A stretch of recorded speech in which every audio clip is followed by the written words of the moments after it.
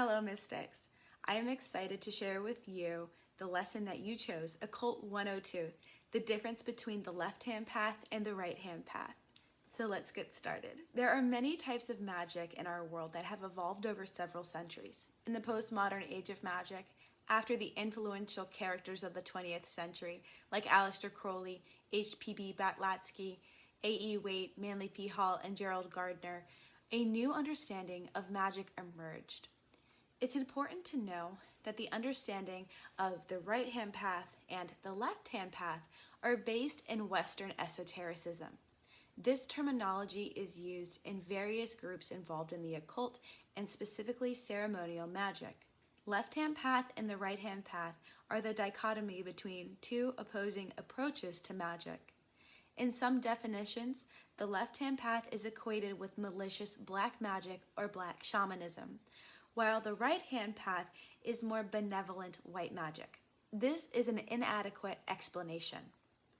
The main difference between these two paths is the intention of the practitioner. According to Manly P. Hall in his treatise of esoteric ethics, he states, "The difference between black and white magic lies not in the force used, which is always divine power, but in the manner that it is secured and employed." In this video, I will be breaking down the terms left hand, right hand, and middle paths. First, let us begin with the right hand path. The RHP has its basis in tantric traditions describing magical groups who follow ethical codes and adopt social conventions. These groups were mostly based in India. In Robert Beer's Encyclopedia of Tibetan Symbols and Motifs, he clarifies, in Buddhist Tantra, the right hand symbolizes the male aspect of compassion or skillful means, and the left hand represents the female aspect of wisdom or emptiness. Ritual hand attributes such as bow, arrow, curved knife, skull cap, sword, shield and hook, rope and snare are often placed in the right and left hands respectively. This symbolizes the union of the active male aspect of skillful means with the contemplative female aspect of wisdom. But this idea was changed when a woman named Helena Blavatsky coined the terms right hand and left hand path in her book Isis Unveiled in 1877. She firmly stated that she herself followed the right hand path, and those followers of the left hand path were practitioners of black magic who were a threat to society. Right-hand path practitioners tend to do work towards ascending their souls towards the ultimate union or reunion with the divine source, returning to heaven, or regaining power with the absolute. This is a Neoplatonic cosmological theory called emanationism, and it was adapted by H.P.B. In short, emanationism, an ideology that asserts all things flow from an underlying principle or reality. This is usually called the absolute or God. This is seen in both Western traditions like Abrahamic traditions and Eastern traditions like Taoism and Tantric Buddhism.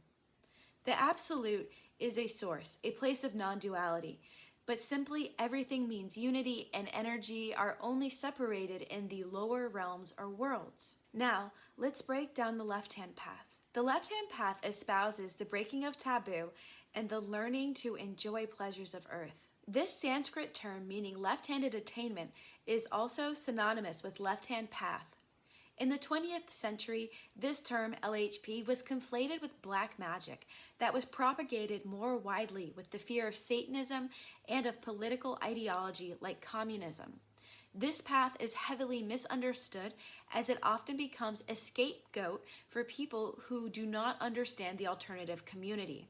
This path has been taken and used to describe a community that is alternative for both sexual and political purposes. And while these groups are valid, it is not the true essence of the left-hand path. In the esoteric sense, left-hand path practitioners embrace the darkness as well as the light in order to invoke the alchemical formula solve et coagula, to dissolve and precipitate, confronting the negative order to transmute into desirable qualities. Left-hand path practitioners descend upon a union with the divine to obtain a godhood status with godlike powers of their own, having reunited with the ultimate divine source of energy. Once they reach this union, taking one more step, separating from that divinity out of this creation into a new creation of their own making, with themselves as the sole divinity of a new universe apart from the previous creation. The godhood self sought the left-hand path followers is represented in the Clitha Thamael in the Tree of Knowledge.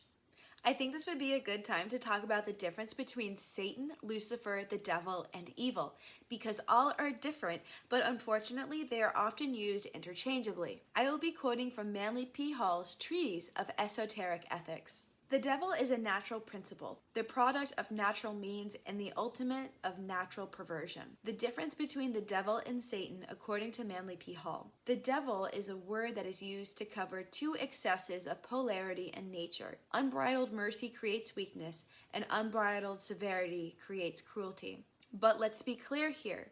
Evil is an abuse or misuse of power. One definition of evil, according to Manly P. Hall, is the right thing in the wrong place. This means that the worst evil can be transmuted into good by a simple process of adjustment. In the same way, something good can be transmuted to evil by placing it in an improper relationship. It is important to understand that Satan and Lucifer are not evil, but are the greatest powers in all creation. Without these two energy channels, the universe would not come into being. But that is the whole nother subject for a different time. The two great demons of creation are Satan, Saturn, and Lucifer, Mars, but according to the Greeks, Venus. Satan, or Saturn, is the spirit of caution, prudence, and when perverted, negation. Quote, "The sins of omission are laid at this door. It is just as wrong not to do the right things as it is to do the wrong thing." End quote. Lucifer, Mars, or Venus, on the other hand, is the spirit of excess, the flaming sun of rashness, and the ruler of sense gratification. It is through the human consciousness, the crystallization of the body, that this spirit is perverted into war and hate. He is the heat that incubates the soul, but man uses him as a flame to burn up reason. Man is the perverter of power. He is the creator of demons, because he is the lowest creature capable of exercising authority from within his own being. In Paradise Lost, John Milton tells us how sin and death were launched into the world as a result of disobedience of man. Satan and Lucifer, as energy systems, are in a cosmic dance. Together, they go about ministering to the needs of creation as constructive and helpful powers, until the malevolent magician, with the innate perversion of his own soul, bends them from their appointed way and launches them upon man as spirits of hell. The malevolent magician is the one who learns to manipulate these forces for selfish and destructive purposes.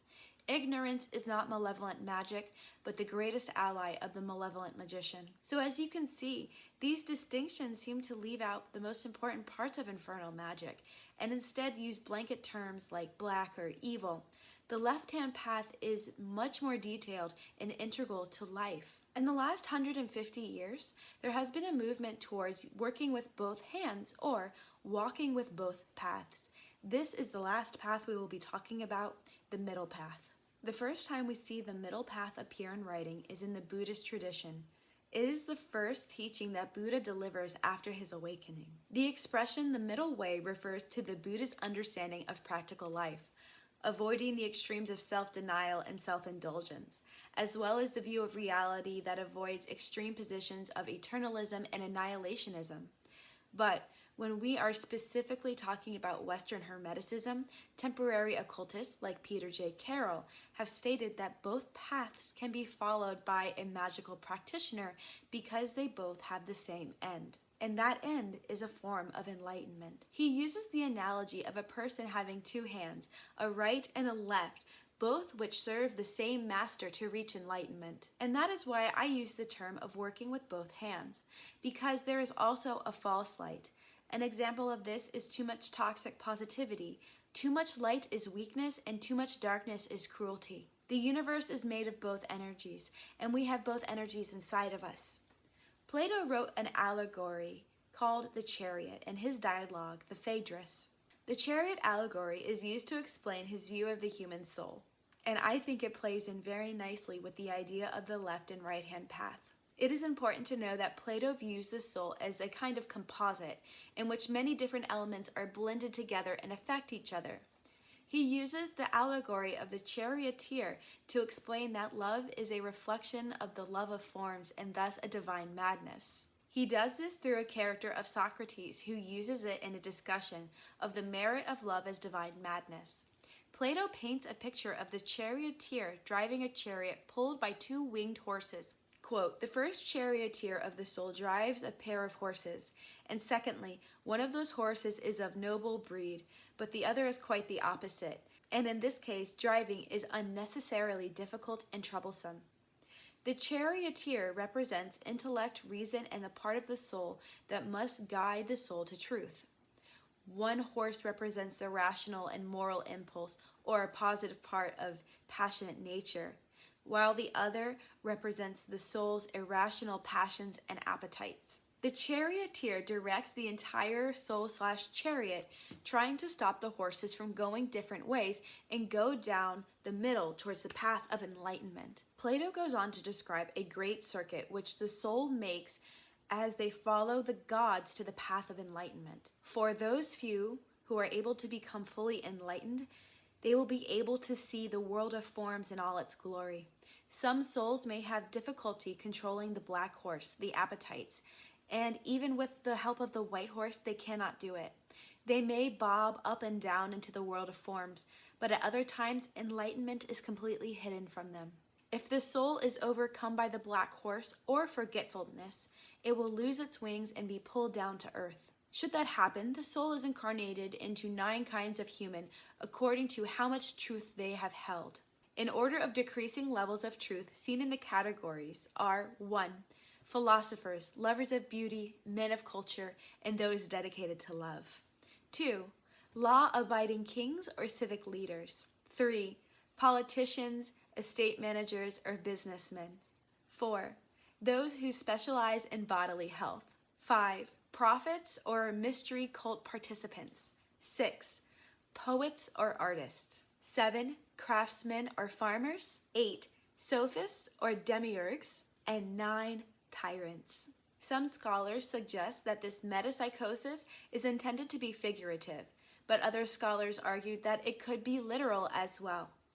I think it's very interesting to compare the 9 rings of hell in Dante's Inferno to the 9 levels of decreasing truth in Plato's Phaedrus. Ultimately, the tree of knowledge and the tree of life are interconnected intrinsically. One cannot separate the infernal from the divine, for both are needed to create the universe. In my opinion, the best path to take is the one that uses both hands, so we do not fear the dark, but are able to carry our own light into the darkness.